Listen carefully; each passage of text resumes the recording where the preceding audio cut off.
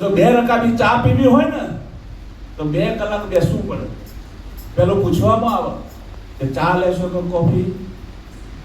તોલી બધું ચા લેશો કે કોફી? પછી આપણે કહીએ ચા, તો અડધી પીશો કે આખી? એટલું તોલી સાહેબ. એ ગામમાં હજુ સંસ્કૃતિ સભર જીવનારો સમાજ ગામડામાં પડ્યો છે સાહેબ. ભલે ખેતીની મજૂરી કરતી હોય, દાડી કરતી હોય, પણ 5-25 માણસ આવી જાય ને આ ગામની આદર્શ સંસ્કૃતિ 25-50 માણસ ક્યારે જમવાનું બની જાય ને ક્યારે હરિયર થઈ જાય એનો કોઈ નક્કી ના હોય સાહેબ. વિકૃતિ સમય આજનો જનરેશન બદલાતું ગયું છે સાહેબ.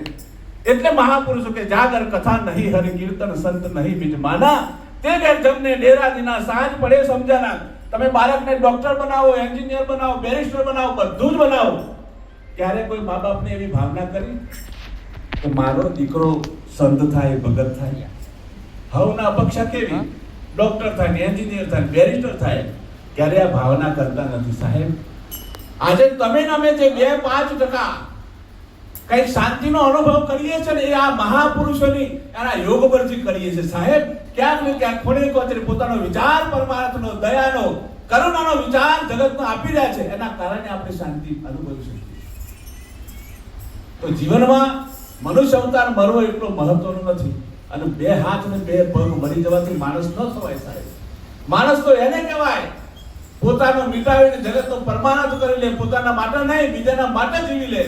તો સીબી રાજાને શું ખામી હતી સાહેબ? એક હુકમ કરતા 1000 દાસ જેની હાજર થઈ જતા, 1000 દાસ જેની હાજર નોકર હાજર થતા.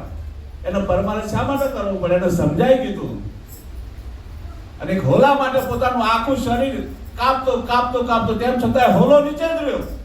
અને છેવટે મસ્તક કાપીને ઉગાડીને તારે પરમાત્માને આવું પડ્યું.